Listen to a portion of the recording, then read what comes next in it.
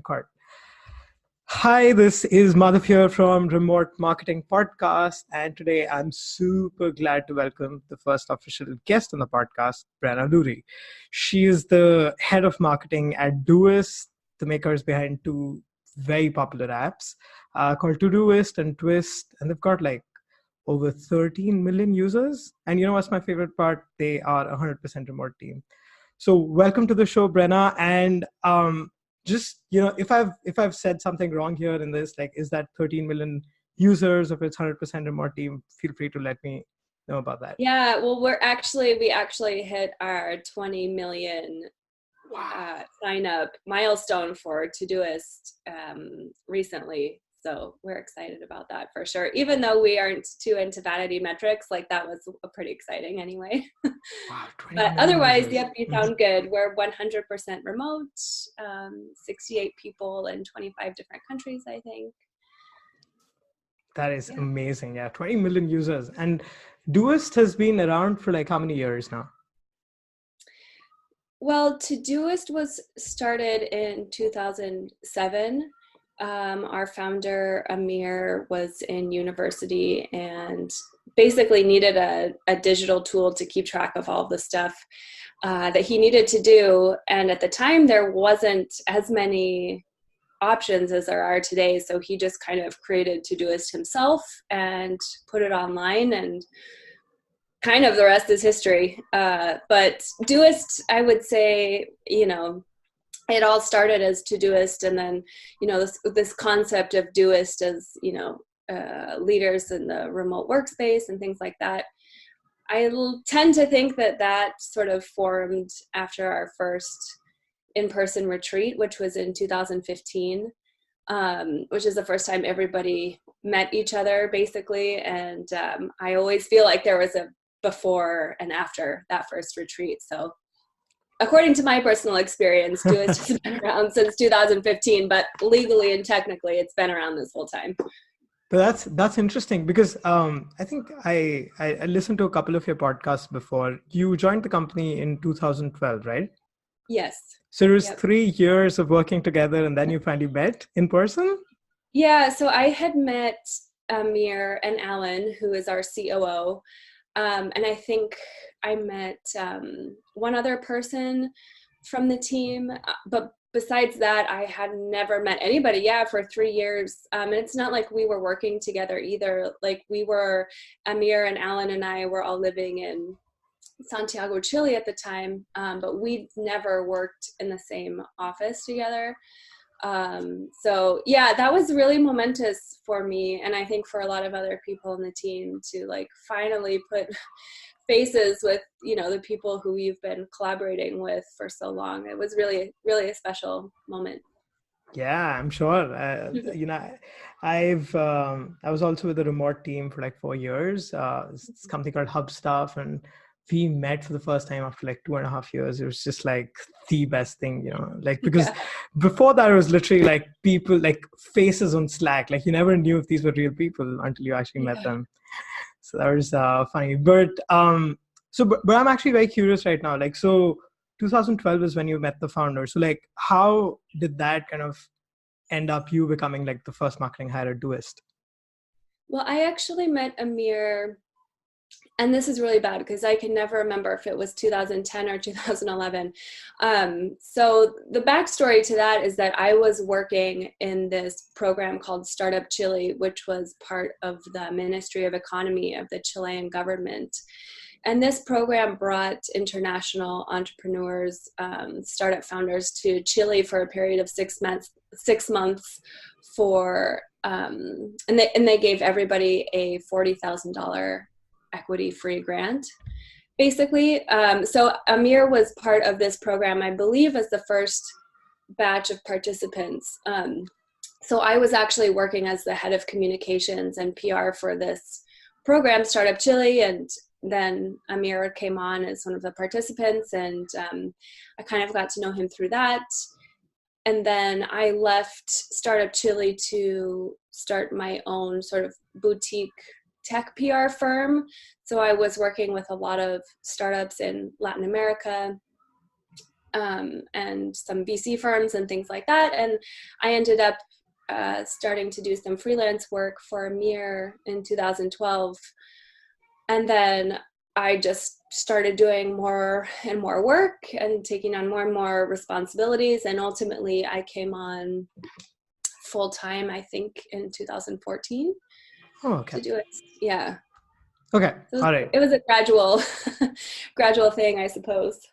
That's interesting though. Like 2014. And then so since 2014, now it's 2019, right? So I'm guessing there is a proper marketing team at Doist right now. How big is the team right now?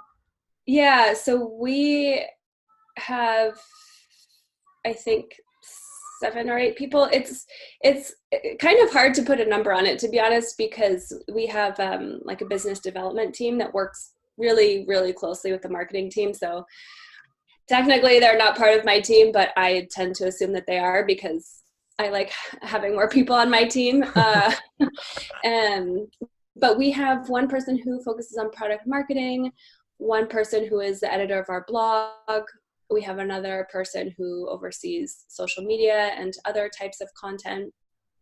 We have one person working in growth, and like I mentioned, we have our head of business development and also like an assistant business development person who also kind of helps out with PR.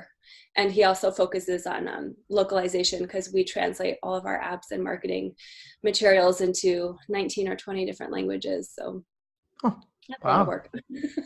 19, 20 countries. That's amazing. Do you feel that Yeah, translations is something that has been like a super like it is showing some promising results for you? I think so. I find that it builds a lot of brand affinity, if anything. One of the most useful parts of Todoist, in my opinion, is this natural language date parsing.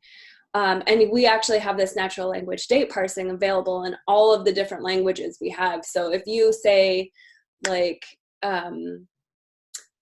whatever, buy cereal every 3 weeks, starting tomorrow, ending December 31st. Like you can say that phrase in any language and the app will automatically recognize and parse everything for you in your specific language. So I think that obviously makes people's life a lot easier and a lot easier for them to kind of get things out of their head and onto their to-do list and not think too much else after it or like have to translate it into English. Hmm. Uh, yeah, it is quite a lot of work, but my colleague, whose name is Danny, he has done a phenomenal job. Like working, we have I think 20 different freelance translators. So it is a lot of work, but it's something. We've always been such an international company that it wouldn't really make sense if we didn't do that, I suppose. So Yeah. yeah. Also, I feel that I think there's a lot of missed opportunity. Like, I think the competition in ads and SEO and all of that is kind of low if in the non-English markets, definitely, I Mhm. feel. So, it is Oh yeah, interesting. definitely a lot of low hanging fruit there, that's for sure. But it's interesting that so with translations and all of the other activities you're doing, let's kind of dive in on a slightly more high level. Uh, what is Doist marketing team's goal? Like, what does the marketing team exist for in the company? Yeah, that's a great question. In general, we are very much an anomaly, like as a company, in terms of how we operate. So, just to give you an example, like we have never done any paid acquisition until last year, which we started experimenting with Twist. So, we're very untraditional in that, like, the majority of our marketing efforts are focused around educating our users and just trying to make their journey and experience as easy as possible. So that means, we work a lot like with our support team on the help center contents. And we work a lot with our product teams on making sure, like, if we launch a new feature, then um, we present it in a way that's easy to digest and understandable. So we really don't focus a lot on like quote unquote filling the funnel. We try and focus on the people who are more or less already interested in using our apps and just making it as easy as possible for them to get their work done and be productive and have balance in their work and in their free time. Got it. But that's very interesting. So right now, when we look at the customers that are coming in into both Todoist and Twist, is that where are they coming from? If the marketing isn't spending a lot of time on acquisition side. Yeah, so I guess our job has been quite easy, especially for Todoist. Our traffic has more often than not been organic. Like I mentioned, we've never run any paid ads for Todoist. So our main channels are just like Google search and the app stores. Mm-hmm. For Twist, it's a bit of a different story. That has definitely been an interesting challenge for the last few years as compared to our experience with Todoist, which is very much a consumer app. But for Twist, actually, there's a lot of cross-pollination between our Todoist users and our Twist users. So there are a few like very specific touch points that we have in the Todoist product where Twist might be useful for our Todoist users. So we sort of pitch people Twist in these very specific moments. But otherwise, I think Twist is still very much in the process of gathering early adopters. Like, it has been a really interesting experience for us because it's hard for people to, I think, realize and recognize that work doesn't have to be so stressful. You don't have to be on all the time. And sort of once you realize that, it is kind of hard to make a change with your whole team and if your whole Yeah. company is using something like Slack. So we're just trying to do a lot of education around like healthier work habits and things like that. So I think a lot of people come to the app through our blog more than anything else, I think. Yeah, I actually did read, I think one of the blogs, which kind of explained why Twist was created, and there was just so many things that I kind of agreed on, especially the part about just so many threads on Slack, like a lot of stuff just getting missed, and I've had that problem so much, and I've also been like, I'm that person because with a remote team, I'm kind of getting messages at 3 a.m. and I'm Oh like God. 3 a.m. Yeah, and I'm just opening my Slack app on my mobile. I'm like, oh my God, I'm just bombarded with these Oh, messages. So for me, it was yeah, always like the way to kind of get rid of all of that was to just delete the Slack app from my phone. I can imagine. Yeah, I can totally identify with you there because a lot of our team is in Europe and the kind of central time zone. And I'm in Seattle in Pacific time zone. So back before we created Twist, we were using Slack. And like at first it was super cool and really fun and added an interesting dimension to our team dynamic for sure. But like I would just wake up and have hundreds of just crap to sift through, and like people would make decisions while I wasn't even awake. And it was so impossible to follow any sort of coherent conversation. Like I find it surprising that remote teams are relying so much on Slack because I found it so overwhelming and stressful. I don't know how teams can deal with that, to be Yeah, honest. I definitely agree. Yeah, but I'm actually super interested to see. Like, I think I'll definitely follow a lot of the work that you've all gonna do. But like, just kind of tackle such a like Slack is everywhere. Like Slack, I think pretty much Yeah. every team uses. So, how is that change gonna happen? Like, it'd be interesting to see. Is there anything right now that you can share, like what you're kind of doing, um, to kind of get people to move from Slack to Twist, right? Apart from, let's say, the blog would say, which talks about the, shortcomings of Slack and stuff like that. Yeah, it's like I mentioned before, it has been a really interesting challenge for us to market Twist. Um, I'm sure you can tell recently there's been more awareness around healthier tech habits. and like people trying to lead less screen heavy lives and things like that. So that definitely plays to our advantage, but it's certainly an uphill battle, and we're trying to be as creative about it as we can. We tested a lot of Google Ads, and that wasn't a great channel for us. So we're probably going to test out a few other advertising platforms in the near future. But we've always been a very much like a product-led company, so we're continuing to develop Todoist so that it's easier for teams to organize and catalog their information, because at the end of the day, that's really one of Todoist's biggest value propositions, is that like these threads, it's funny, it seems almost like that scene in Jurassic Park where you have this like perfectly crystallized what was it, a mosquito, I think.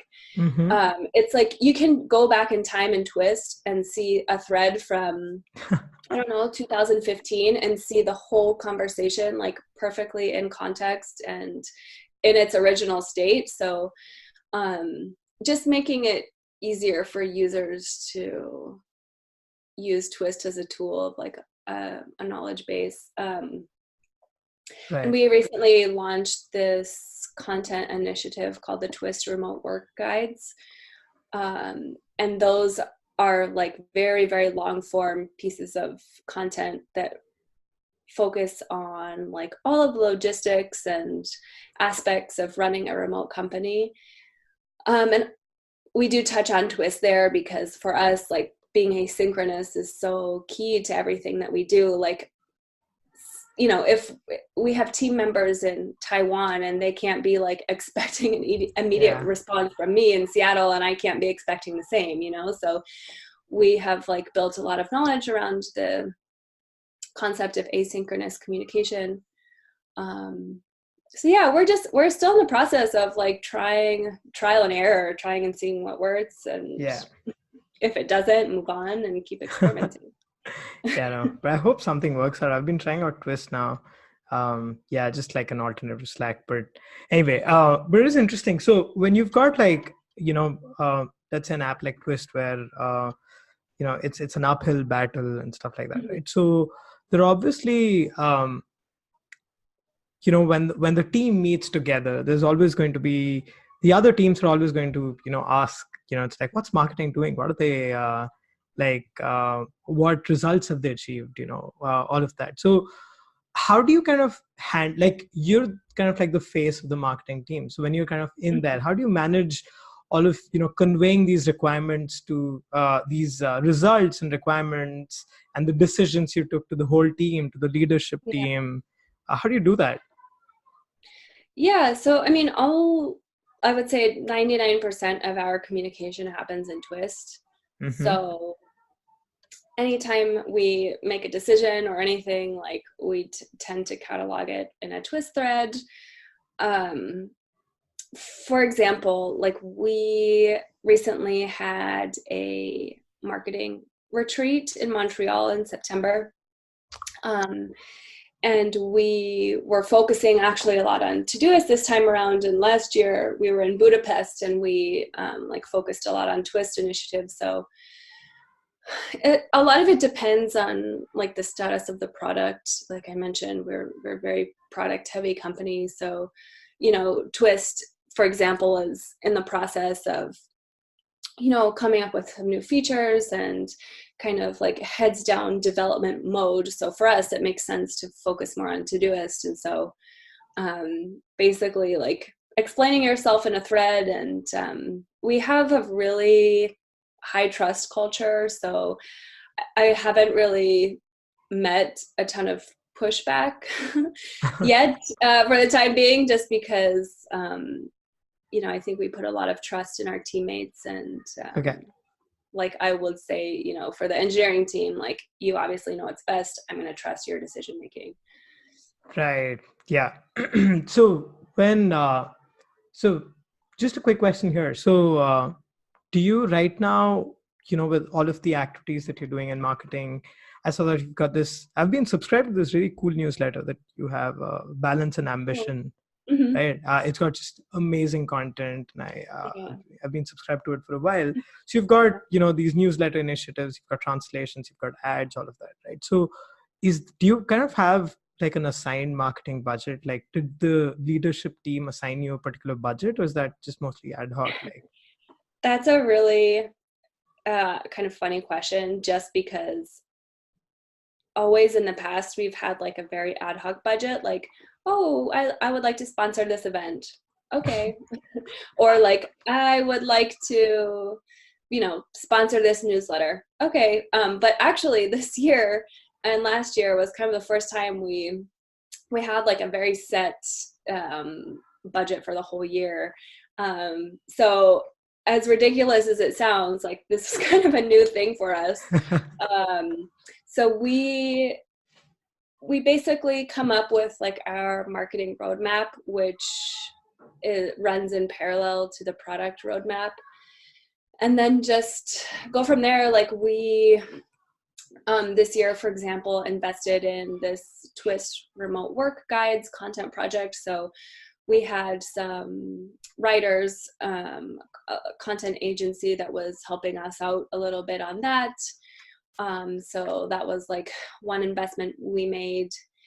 And we do have, for Twist and kind of Doist, it's sort of a two birds with one stone marketing activity, but we do try and invest in events that are focused on promoting remote first companies.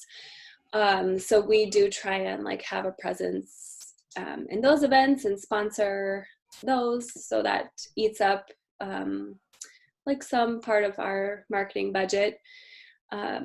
But besides that, like, to be honest, it's a lot of experimentation still at this point. We are running for the first time some like Apple search ads for Todoist. Interesting.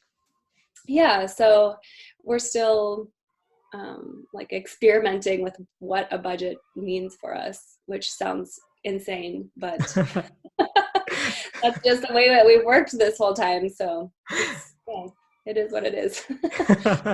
But like, so right now, so you said, you've got, sometimes you sponsor a newsletter, sometimes you're kind of going, sponsoring an event, all of that, right? Mm-hmm. So like, I know that this is the first time, but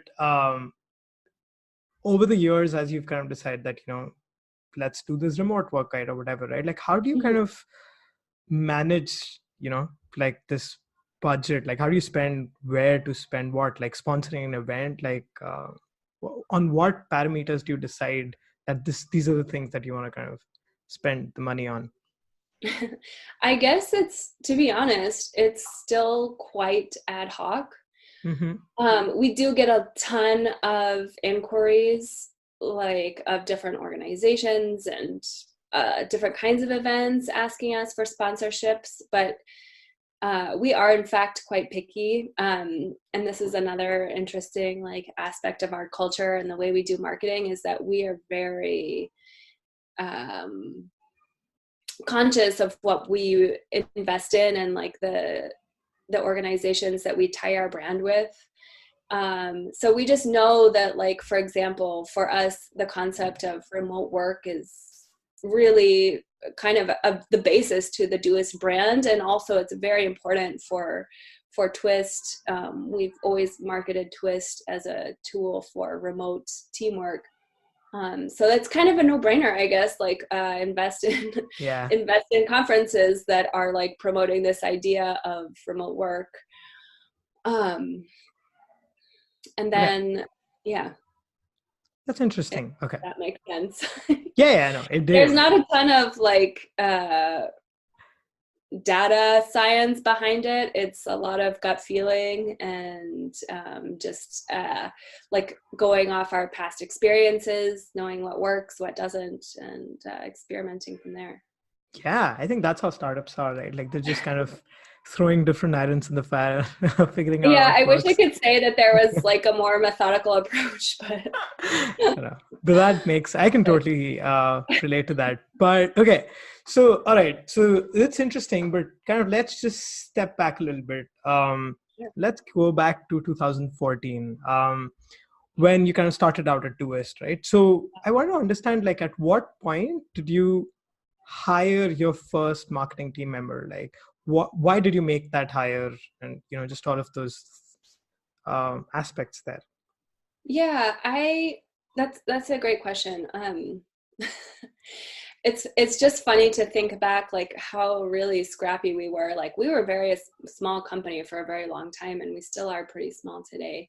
Mm-hmm. Um, we did have a few marketing interns that our COO hired, but I onboarded our first marketing hire. Yeah, it must have been in 2014, and Becky is still with the company today. She's the editor of our blog and our newsletter. Um, Nice. but yeah, I just was like, I was doing so many different things, and I was wearing so many different hats at that point. Like I was, doing PR and social media and like writing our blog, which is if I look back at those posts, I just want to crawl into a hole and die of embarrassment. um, but yeah, and I was like filtering other candidates, so I was kind of playing an HR role and doing some copywriting. So I really needed like an extra set of hands at that point. Um, and Becky was already like a very enthusiastic Todoist user, and she's a very talented writer. So yeah, it was Okay. So it was yeah, Becky. Becky who yeah. saved you at that time. Yes, and she continues to this day. All right. Thank So you. okay, and she particularly kind of came in, kind of help you mostly with the content, the blog, mostly around that.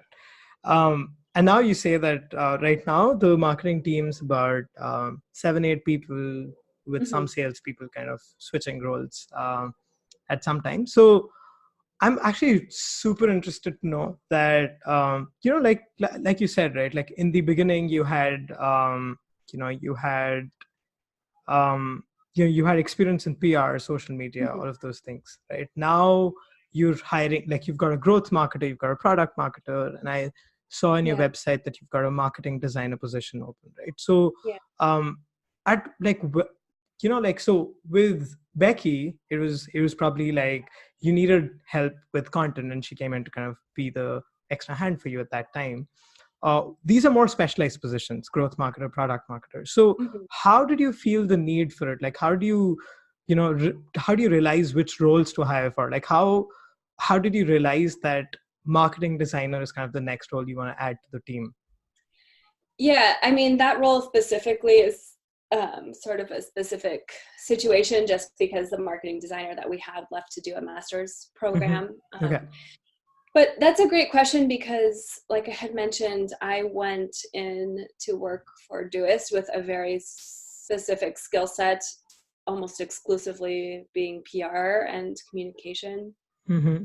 I didn't know a ton about all of these other components of marketing and growth and SEO and God, everything else. So it has been a really amazing experience for me to go in like with a very sort of closed circle of skills and sort of see myself today. And I feel like I'm somewhat of a generalist and know a little bit about everything in order to properly lead my team. Hmm. Um, but in terms of hiring people, like we've always been very conservative about hiring. We never hire people unless we feel that we really need it. So it's basically like we kind of squeeze our team until it's about to pop and then we hire somebody. In Right. all of the best ways, of course. But it just like my experience is like this metaphor of giving away Legos. Like I gave away content Legos to Becky. We gave away social media Legos to Freke. I recently like let go of product marketing to my colleague Neil. So And then I stopped overseeing PR, and now Danny is overseeing that. So it's just kind of like little by little, um, people just stop having the bandwidth, I guess, to oversee so much stuff, especially now that we have two products and three brands. So our team is growing, and we did hire recently two marketing engineers who have been like a godsend for us, helping us work a lot faster. And then, yeah, we're looking to hire two marketing designers who collaborate really closely, obviously, with the marketing team, but those are actually will be part of the design team. Okay. So they won't report directly to me, but we do collaborate very closely. Interesting. So, but like with the marketing designer role, right? Like you said that you're a generalist and you've got a lot of experience in all these different areas. Mm-hmm. Let's take the marketing designer role specifically, Sure. right? That's a very specialized skill set. Yeah. So, like for sure, like maybe a design generalist skill set would be, I don't know, making up a graphic in Canva or something like that. And I could be wrong. It could be a lot more as well. So when you're, let's say, specifically looking for a great marketing designer, right? Like, how Yeah. do you identify that, there's a good designer, Yeah. there's a bad designer? It's just so specific, Totally. right?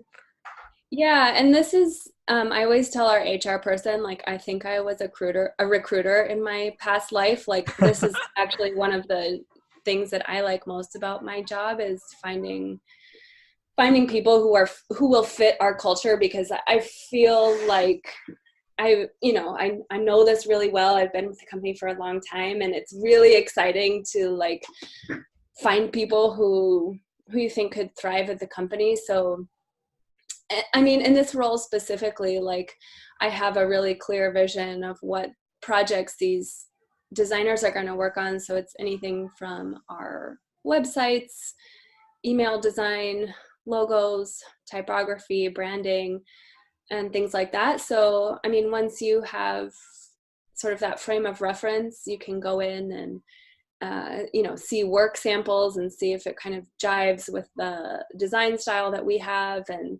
also, like, if you look at our the job descriptions that we have available, when you go to apply, you have to answer a certain set of questions. So it's some questions that our head of design and I put together, which are like, Hmm. what aspects do you think you will bring to this role, and like, what is a brand that inspires you, for example. So and like, what interests you specifically about working at Doist. So that helps us filter out the right candidates pretty Right. easily, I guess. and Yeah. then and then they usually, before you hire them, do you usually work on a test task or something like that?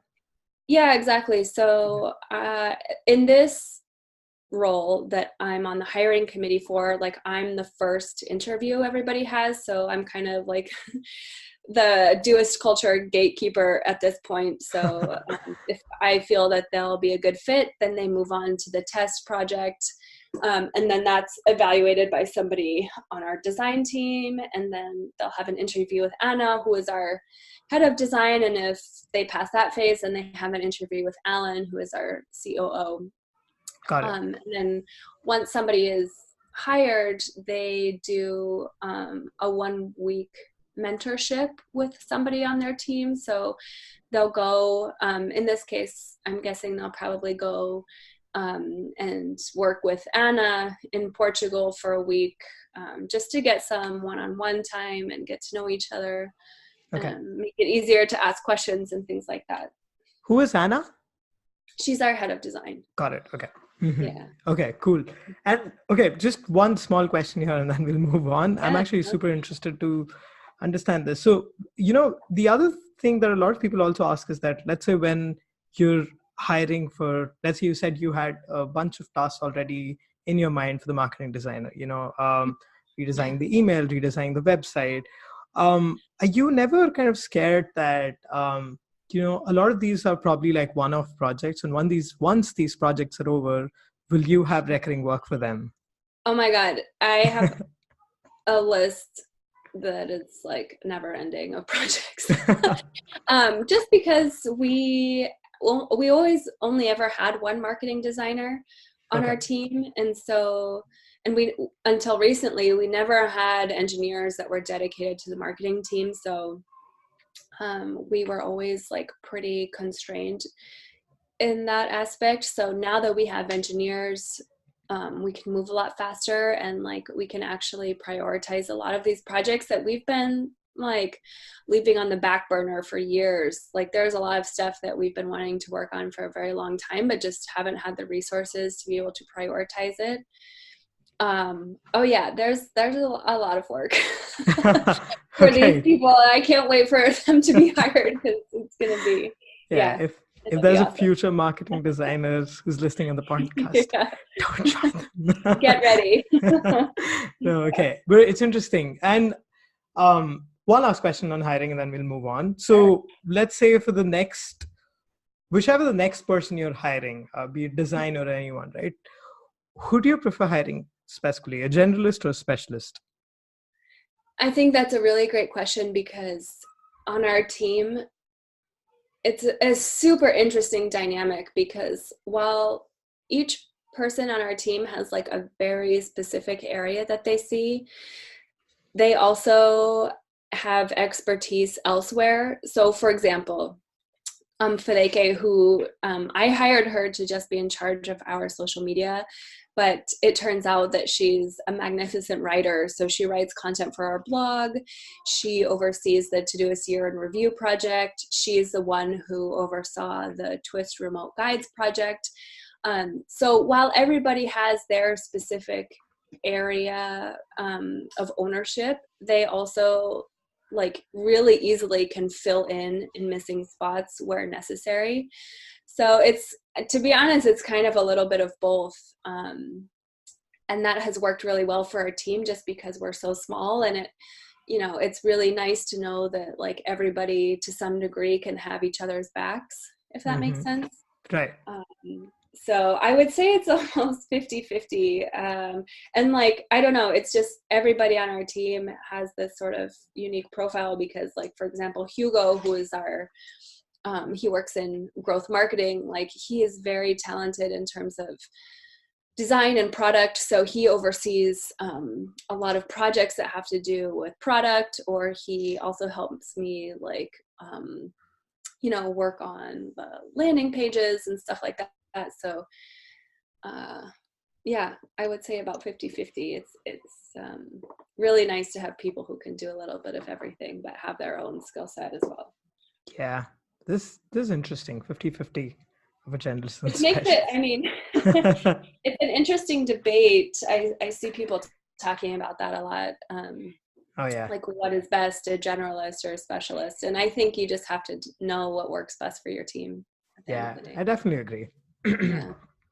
But okay, all right. So now moving on, right now with your marketing team of 7, 8, and the new people who join, right? Like, how do you manage a marketing team? Do you guys have sprints? Do you have like what does it look like right now? Um, so like I mentioned, we do operate on a very high trust culture. So, for Mm-hmm. example, I'll just give you this sort of picture of how things work. Like we were at our marketing retreat in September in Montreal, and so we all did a ton of brainstorming on the projects that we would like to work on.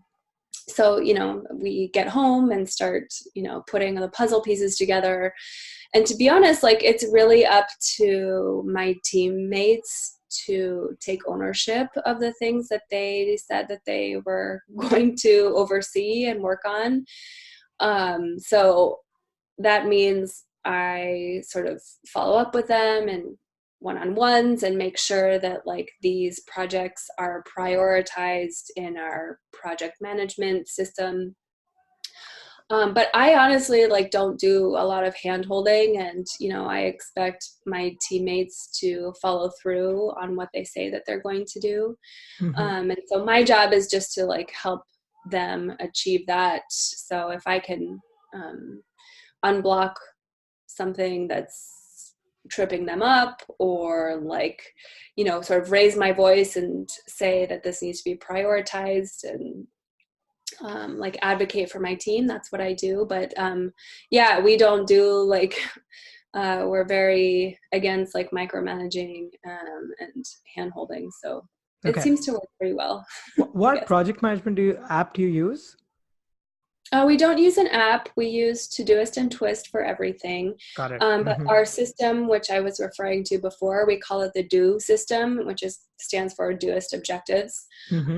Like in the past, we experimented with OKRs and it just didn't really work for us. And so we sort of created our own system, and it runs on a monthly basis. So every month we work on different projects, and they're called cycles. So like, for example, a new feature could take 2 or 3 different cycles, or like, I'm working on the new landing pages for Todoist, and so those are transpass like several different cycles. Mm-hmm. But yeah, so it's sort of our way to plan and execute Okay. things.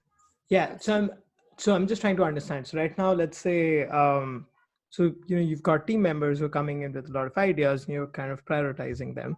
So often it'd be something like there'd be one week where a team member comes up with like a lot of great ideas, but they can't kind of do all of that in one week, right? Yeah. So like, do you kind of manage that load as well? Be like, these are the 3 projects you work on this week. The next, 2 weeks later, kind of work on these 3 projects. Is that what you do? It's definitely not that granular. Like, Mm-hmm. I think everybody knows what they're supposed to be working on. Um, for example, like these Twist remote work guides, that was a project that took, 6 or 7 months, I think. Oh, So, and then like for product marketing, for example, like we're preparing a big release for Todoist. So everybody like really knows what they need to be working on, and if that thing concludes or is shipped, like there's always like tons of other stuff to do, and a lot of that kind of depends on the project cycle that we're working on. So um, the got it. pieces just tend to kind of fit together quite nicely That's somehow. amazing. I mean, it is amazing if you've got a team of like proactive marketers, kind of like Oh yeah, just being super. But I guess that's just a testament of how well you've hired your team. So that's amazing. I'm very Um, proud of that actually. I I, don't think nobody from my team has ever like quit or been fired. oh, So well, that's I'm super proud of that. yeah, Yeah, and that's we work really well together. So yeah, that is true. But right now, so um, you've got. I wanted to understand, like, you're obviously managing priorities in marketing, and then there's stuff like you just said, you're creating the landing pages yourself. So what does the ratio look like in terms of managing versus doing? Like, yeah. how much of your time in the week are you managing versus doing? Yeah, that's a really relevant question for me because I've definitely been going through that transition, especially in the last year. It feels like as I feel like I've given away a lot of my Legos, and it's a strange position to be in because I've always been like such a doer and individual contributor, but now it's awesome because I have more space and time to think about bigger picture things like you know, being a lot more thoughtful about our branding and positioning. But also, like, I can't escape from being an individual contributor, and I'm not sure I want to. So Mm-hmm. I try and divide my time between having, like, for example, one project that I focus on that's like very much doing and tasks and sort of getting my hands dirty, and so I try and balance that with bigger picture things. Like, I don't know, last month I was really focused on like writing a very long blog post for our blog. Or, in the past couple of months, I was also like focusing a lot on Todoist branding and positioning. So I do try and balance it. I don't think there's nobody on our team who's like exclusively a manager. Mm-hmm. that's just not, I don't think that's the Doist style. And like, even Amir himself, as our CEO and founder, like he's always jumping in to lend a hand with stuff. Like, if other teams are blocked by something, like he'll jump in and say, I can help with this. So this is really a culture that we've tried to develop through all these years of like thinking big picture while also like always being there and having the back of your teammates and saying like, okay, nobody else can do that, well, I can do it.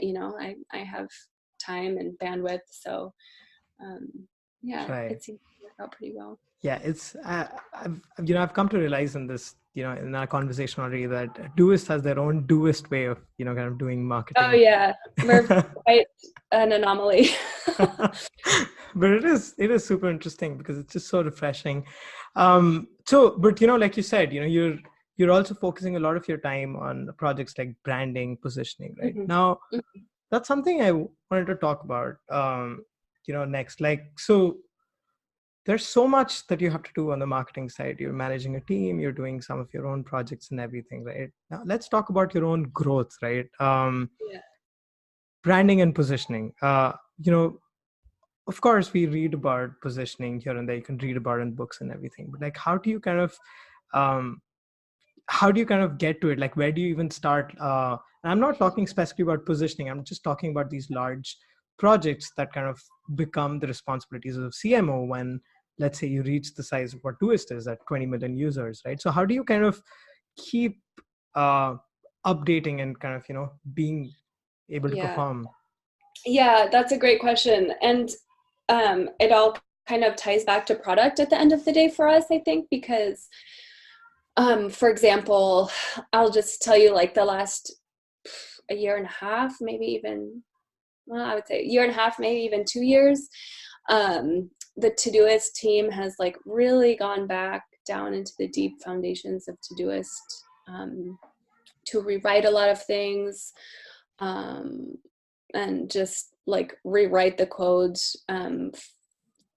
to enable us to launch different features in the future. So in this meantime, like I've had a lot of time and our team has had a lot of time to think about like these new features that we're going to have, like how is this going to position Todoist differently in the market, and like also how are we going to position ourselves in a way that creates a moat around us in terms of our competition. Like Mhm. obviously Todoist is in a super crowded market, and we're sort of inching ever so closer to becoming the market leader. How are we going to do that in a market that is so saturated with competition? And that is Yeah. like a really, really gratifying part of my job, is thinking of ways that will allow us to do that and allow our brand to shine like in the specific context of Todoist. So yeah, I mean, we sort of shift and ebb and flow in terms of the different features that we're going to release, but a lot of it always ties back to like the foundations of the Doist brand itself, in terms of like helping people create balance at work and balance between life and work, and also just kind of allowing people to lead their best lives. So it's a really exciting project. I think that's one of the things that I'm most passionate about. So it's really fun to work on. Yeah, that is pretty awesome.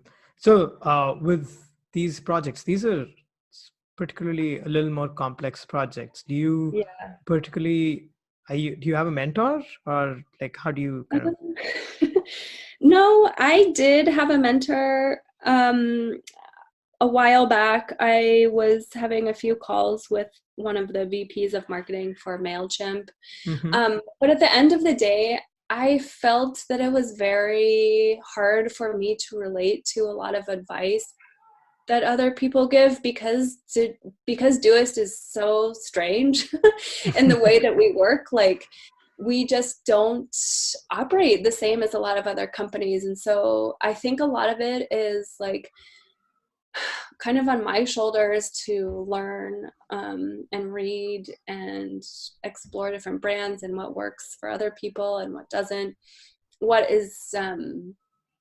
are these like experiences that I can translate to our specific situation? So that has been like really huge in my personal and professional growth, is just learning that like a lot of times you have to do that work yourself, and at the end of the day it's going to be better because like you're not following somebody else's playbook, you know. Yeah, that is actually true. I mean, creating your own playbook in itself is just so, it just forms like this cult marketing team, like we're doing things Yeah, right. and I mean we've kind of done that sort of throughout the whole company. Like we, tried these like different project management theories and methodologies, and none worked for us properly. So we did our own thing. Like this just is um, like a pattern that just keeps appearing, is that we try something and we feel like, okay, that doesn't necessarily work for us. So we decide to just create something ourselves. And this is exactly sort of like comes full circle into like why we created Twist and why we created Todoist. Like when Amir was in college, like the solutions weren't working for him, so he created his own thing. And when we were growing as a team, like Slack didn't work for us, and neither did any of the other tools, so we created our own thing. So I think, yeah, it all comes full circle at the end of the day. That's interesting. All right. Okay. So three very quick questions, and then we'll kind of wrap this up. So first, something related to this. What's a great book that you've read that kind of really changed the way you thought as a marketer in like the last year and a half? Um, I mean, I read this book called, oh shoot, I have it right here. I'm really bad at remembering titles. It's called Obviously Awesome by April Dunford. Oh yeah. Mm-hmm. It's a book about positioning. I think I think it could have been like a long blog post, but it was really an easy book to skim, and that was really helpful for me when I was going back to the drawing board in terms of positioning for Todoist. Um, Right. I have to be honest, like I don't read a ton of like marketing related books. Okay. I tend to stick to blog posts and podcasts just because I really enjoy reading. Yeah, and I agree. I, Yeah. I think they're a lot quicker as well, right? Because most of them are Yeah. like, I'm gonna share this 7-step process, but I'm gonna spend the first half of the book telling you about how great that 7-step Yeah, process is. definitely. So yeah, I completely Yeah, understand. but All right. that book was really good. I would definitely recommend that one. Yeah, April Dunford is just such a great positioning expert. Yeah. I've seen a bunch of her workshops. But okay, the second question. So this podcast is all about helping co-located marketing teams go 100% remote. So if let's say you were leading a marketing team in an office in Seattle, right, Mhm. and some of your team members requested that they'd love to work remote, what would be the first thing you do, like the first big thing you do to make the change of going from co-located to remote as a marketing team? So I mean, is like the whole team gonna go remote in this situation, you think? Yeah. Oh, okay, okay. I was thinking just a few people, and then that was a huge red flag for me because I'm not convinced that like this like I think it's kind of all or nothing in terms of remote. Like I don't think it works for people to have an office Yeah, of I some agree. people and then other people to work remotely. Right. Um, Hmm. oh, that's a really interesting question. I haven't worked in an office for a very long time, so I'm going to have to time travel and like think what that was like. Um, I don't know. I would say that like we should probably do some tutorials on how to use Twist and like what to expect in terms of asynchronous communication. And this Hmm. is obviously like knowing what I know now. I'm sure if I were in a different position and like not so knee deep in Twist and asynchronous communication, I would maybe not suggest this necessarily, but like I would probably get the team set up with Twist, and just probably have a lot of like um, Conscientious talks about what it means to work asynchronously and like not necessarily expect for people to be responding immediately, and just like how to develop these patterns of healthy communication. Right.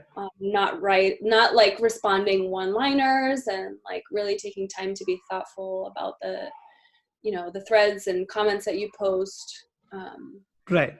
So I would probably do sort of a trial run with Twist for a while, and then see how things are going and sort of reset and rearrange from there, I suppose. Okay. So I think we can say that kind of making communication remote first and then kind of emphasizing the need to over communicate. Yeah, totally. And um, yeah, that would actually be a very interesting exercise. I would love to see like a documentary of a company doing this. Yeah. um, but yeah, I mean, you'd obviously have to have a lot of trust in your coworkers, and you'd have to have like a lot of really radically candid conversations about like your expectations for the person, and like how you expect things to unfold now that you're becoming a remote company. Like you can't just tap somebody on the shoulder and ask them a question, and Yeah. just being mindful of the way you communicate. Yeah, I think that's probably the most important thing. That's awesome. Okay. All right. That's pretty much it. Thanks so much, Brenna, for being here. Yeah, thank you so much. If the subscribers, if the listeners want to get in touch with you and follow your updates, and how can they get in touch with you, first of all? Well, I'm on Twitter. My handle is Brenna KL, BRENNA KL. And if you forget that, you can always go to the Doist.com website, and you can find me on there on the team page. Okay. Yeah. Okay. And is there anything special that's coming out from the team Doist in the Oh, next 1 year? yes. Lots of exciting things coming in the pipeline, especially for Todoist. We have a huge release coming up here towards the end of October. And this release is really setting the stage for the year to come. So we have a lot of really cool stuff planned. So yeah, definitely keep an eye out for that stuff. All right. Super excited about that. I hope we can kind of get you on the podcast again when you're kind of at 40 million users. I see. Oh yeah, for sure. But thanks Hopefully so that'll much. be Thanks so easier. much, Yeah, Brenna. thank you so much for having me. It was a pleasure to speak with you. All right. Thanks.